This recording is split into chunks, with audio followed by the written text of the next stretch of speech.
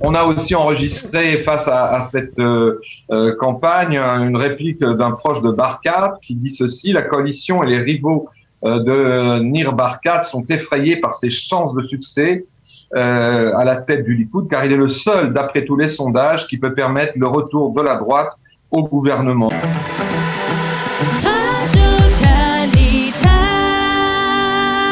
Nous sommes maintenant avec Richard Darmon pour faire un tour de l'actualité politique israélienne. Richard, bonjour. Bonjour et shalom. Alors on va commencer par Nir Barkat et le Likoud avec, on l'a vu cette semaine, une contre-attaque de Nir Barkat qui est considéré comme le meilleur candidat à la succession de Binyamin Netanyahou à la tête du Likoud. Oui, donc celui qu'on peut appeler le principal rival potentiel pour la direction du Likoud a contre-attaqué cette semaine en dénonçant avec beaucoup de vigueur l'unité contre lui des candidats rivaux au sein du grand parti de droite. Il faut dire que cette polémique a pour cause un projet de loi présenté à la Knesset par le très contesté député Likoud David Amsellem, qui fut en son temps le chef du groupe parlementaire du Likoud à l'époque du dernier gouvernement Netanyahou, et ce afin de barrer la route au leadership de ce parti, à Nir Barkat, pour la conquête du Likoud au cas où Bibi se retirerait. Il faut dire que Amsellem, qui s'oppose depuis très longtemps à Barkat, a présenté à la commission des lois de la Knesset ce fameux texte qui limiterait à 100 000 shekels les dons qu'un candidat pourrait recevoir, soit de sa famille, de son entourage, ou bien venant de sa propre fortune, pour autofinancer avec donc cet argent sa campagne. Un projet de loi qui a été repris à son compte partiellement par la coalition Bennett, qui s'apprête à le faire voter dès demain, une fois n'est pas coutume, aux côtés du Likoud. Alors il faut dire que il faut appeler un chat un chat. Ce projet de loi est véritablement un texte antipersonnel destiné à empêcher l'ascension de Barkat à la tête du Likoud. Barkat, un milliardaire, il faut le rappeler, qui a fait fortune dans le high-tech avant de devenir maire de Jérusalem. Et si Netanyahou se retirait de la politique, tous les sondages ont montré que c'était lui, Barkat, qui devancerait les autres candidats de très loin. On a donc vu ces derniers jours les différents barons potentiels du Likoud, ceux-là même qui sont aussi candidats à la succession de Netanyahou, comme Israël Katz, ancien ministre, et Miri Regev, elle aussi ancien ministre, montés en première ligne pour soutenir ce projet de loi qui risque de torpiller ou de rendre plus difficile la candidature de Barkat. En fait, tout cela, il faut le dire, ressort d'une totale hypocrisie, puisque Netanyahou lui-même a toujours reçu des sommes bien plus élevées d'ailleurs que 100 000 shekels de la part d'hommes d'affaires étrangers qui le soutenaient comme chef de la droite.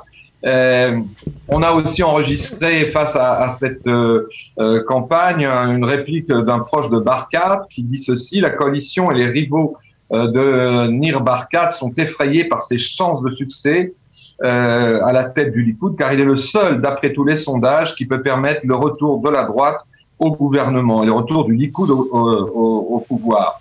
C'est pourquoi, a précisé cette source, à la fois les barons du Likoud et la coalition Bennett ont fait route ensemble contre Nir, leur principale cible politique. Alors, soudain, le plus important pour eux, alors qu'ils se disputent depuis 6 mois, c'est de faire passer cette loi pour faire barrage à celui qui, rajoute cette source, a le potentiel de devenir le chef de la droite israélienne. Fin de citation. Alors, on va rester au Likoud avec Binyamin Netanyahou qui est monté cette semaine en ligne contre les centristes de gauche. Vous allez nous expliquer de quoi il s'agit, qui veulent en quelque sorte noyauter le Likoud.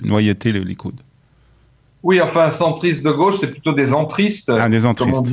Comme on disait dans la gauche française à propos, c'était un terme utilisé dans le temps, dans les années 20-30, quand les trotskistes, qui étaient des communistes, rentraient au Parti communiste pour y trouver des supports. Et là, c'est la même chose. Il y aurait un groupe de plusieurs milliers, c'est donc assez important, plusieurs milliers de nouveaux adhérents au Likoud qui aimeraient bien orienter son agenda plus au centre, voire plus à gauche. Et Bibi, face à cela, a saisi il y a quelques jours le tribunal interne du Likoud pour qu'il agisse contre ce groupe de quelques 7000 entristes, justement, se nommant eux-mêmes Nouveau Likoudnikim, donc les nouveaux membres du Likoud, qui voudraient infléchir donc vers la gauche la ligne officielle du grand parti de droite. Et voilà ce qu'a dit Bibi lorsqu'il a saisi le tribunal du Likoud il y a quelques jours. Un tel danger pour l'existence du Likoud est aussi un danger pour Israël. D'autant, a-t-il ajouté, en faisant évidemment directement référence à Bennett et à son parti Yamina, d'autant qu'on a vu, voilà, 6 mois, des gens de droite qui ont donné leur voix, la voix de leurs électeurs à la gauche, à l'occasion d'une énorme tricherie destinée à faire chuter mon gouvernement. C'est la fameuse thèse que le gouvernement Bennett est un gouvernement, paraît-il, non légitime. Or maintenant, a continué Netanyahou, voilà qu'un groupe de gens très bien organisés entre en masse au Likoud afin de promouvoir, lors des futures élections internes, des parlementaires Likoud avec des objectifs de gauche très opposés à la ligne ultramajoritaire de notre parti. Fin de citation.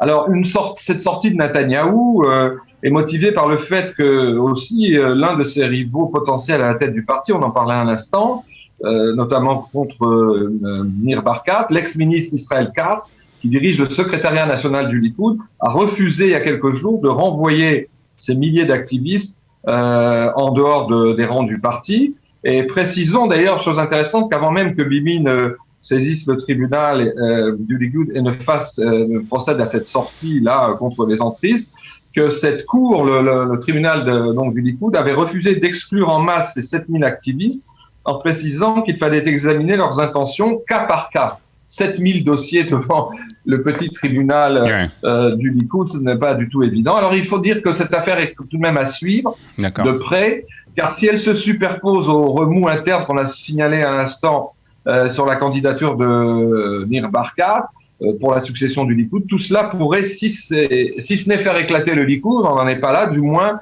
le mettre en péril et le secouer sérieusement. Donc, faudra suivre cette affaire dans les prochains jours. Une affaire à suivre, et bien entendu, on suivra ces affaires, et bien entendu, les autres affaires de la politique israélienne, comme chaque lundi, puisque nous nous retrouverons, Richard, la semaine prochaine pour faire un nouveau tour d'horizon de la politique israélienne. Merci d'avoir été ce matin avec nous, Richard Darmon. Bonne journée et à la semaine prochaine.